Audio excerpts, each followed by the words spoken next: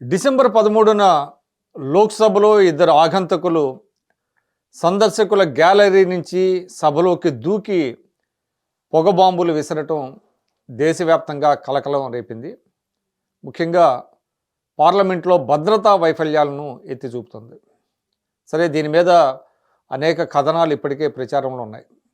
ముఖ్యంగా భద్రతా అంశాలపైన ఏర్పాటైనటువంటి ప్యానెల్ గత 5 సంవత్సరాలుగా పనిచేయటం లేదని కొంతమంది ప్రతిపక్ష పార్లమెంటు సభ్యులు చెప్పటం అనేటువంటిది కూడా చాలా కీలకంగా పరిగణించాల్సిన అవసరం ఉంది. ముఖ్యంగా పార్లమెంటు కొత్త భవనంలోకి ఫంక్షనింగ్ ప్రారంభించినప్పటి నుంచి గ్యాలరీలో ప్రవేశించేటువంటి వ్యక్తులు రాజకీయపరమైనటువంటి నినాదాలు చేస్తున్నారని చాలామంది ప్రతిపక్ష సభ్యులు ఆరోపించారు.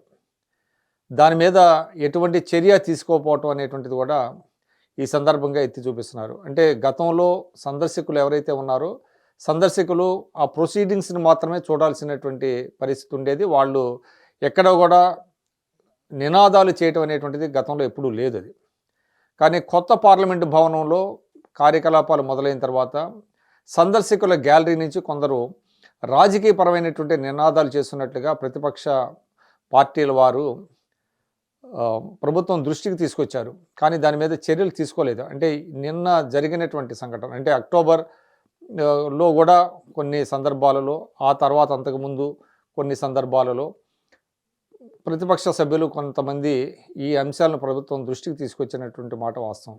కానీ డిసెంబర్ 13న ఏదైతే ఈ ఇన్సిడెంట్ జరిగిందో, ఈ ఇన్సిడెంట్ కంటే ముందుగానే భద్రతా లోపాలు ఉన్నాయని కొంతమంది చెప్పినప్పటికీ కూడా, ఎందుకంటే సందర్శకుల గ్యాలరీలో ఒక పార్టీకి అనుకూలంగా కొందరు నినాదాలు చేస్తున్నారు అని స్పీకర్ దృష్టికి తీసుకెళ్ళినప్పటికీ కూడా చర్యలు లేవు అనేటువంటి ఒక ఆరోపణ బలంగా వినిపిస్తోంది. అదేవిధంగా ప్యానెల్ కూడా భద్రత మీద ఏర్పాటు చేసినటువంటి ప్యానెల్ మళ్ళీ రీకాన్స్టిట్యూట్ కాలేదు అనేటువంటిది కూడా వినపడుతున్నది. అది అందరినీ కలవరపరుస్తున్న ప్రశ్న ఏంటంటే, ఏ విధంగా 3 అంచెల భద్రతా వ్యవస్థను దాటుకొని వారు సందర్శకులు తమతో పాటు ఈ పొగ బాంబులు లాంటి, అవి పొగ క్యాన్లు అంటున్నారు, వాటిని ఏ విధంగా తీసుకెళ్లారు అనేటువంటిది కూడా అందరినీ కలవరపరుస్తుంది. ముఖ్యంగా కొందరు ఈ ఇన్సిడెంట్ తర్వాత, ఈ సంఘటన జరిగిన తర్వాత ప్రతిపక్షానికి చెందినటువంటి కొంతమంది పార్లమెంట్ సభ్యులు మాట్లాడుతూ, ఇటీవల పార్లమెంటు భద్రతలో ప్రైవేటు సెక్యూరిటీని బాగా పెంచారు అనేటువంటి మాట ఒకటి వినపడుతుంది. ఈ ప్రైవేటు సెక్యూరిటీని పెంచడం వల్ల చాలా సమస్యలు వస్తాయని కూడా వారు చెప్తున్నారు. ఎందుకంటే ప్రైవేటు సెక్యూరిటీ మీద ఎటువంటి అజమాయిషీ ఉండదు. ఆ సెక్యూరిటీలో ఎంపికైనటువంటి వాళ్ళ యొక్క వివరాలు కూడా పెద్దగా తెలిసేటువంటి అవకాశం లేదు. పార్లమెంటు భద్రతకు సంబంధించి పూర్తిగా ప్రభుత్వోద్యోగులు, అంటే పోలీసు వారే ఉండాలి తప్ప ప్రైవేటు సెక్యూరిటీని ఎలో చేయటానికి వీల్లేదు అని కొంతమంది ఎవరైతే ప్రతిపక్షానికి చెందినటువంటి లోక్సభ సభ్యులు, రాజ్యసభ సభ్యులు చెప్తున్నారో, పార్లమెంట్ సభ్యులు చెప్తున్నారో, దానిని గమనంలోకి తీసుకోవాలి. సరే, దీని మీద ఇప్పటికే ఒక విచారణ కమిటీ వేశారు, ఒక ప్యానెల్ను కూడా ఏర్పాటు చేశారు.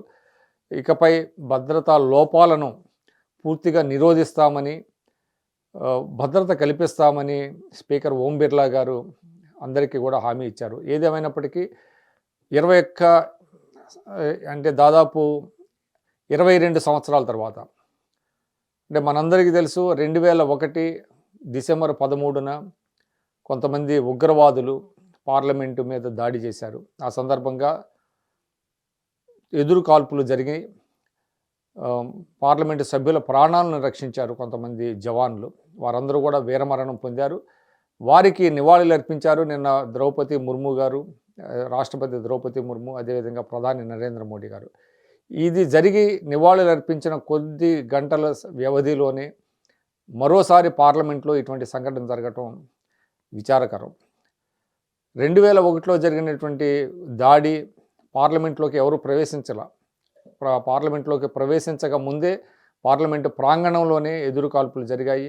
ఆ క్రమంలో కొందరు జవాన్లు వీరమరణం పొందారు.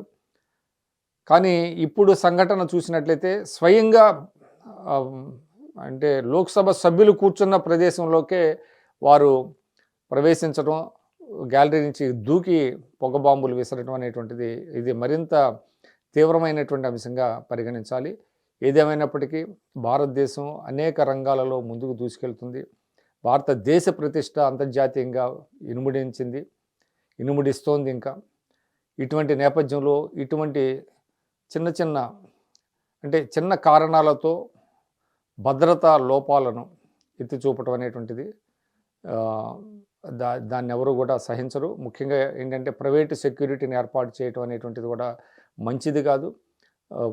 పార్లమెంటు భద్రతలో ఈ అన్నింటి మీద కూడా ప్రభుత్వం దృష్టి పెట్టాల్సినటువంటి అవసరం ఉంది.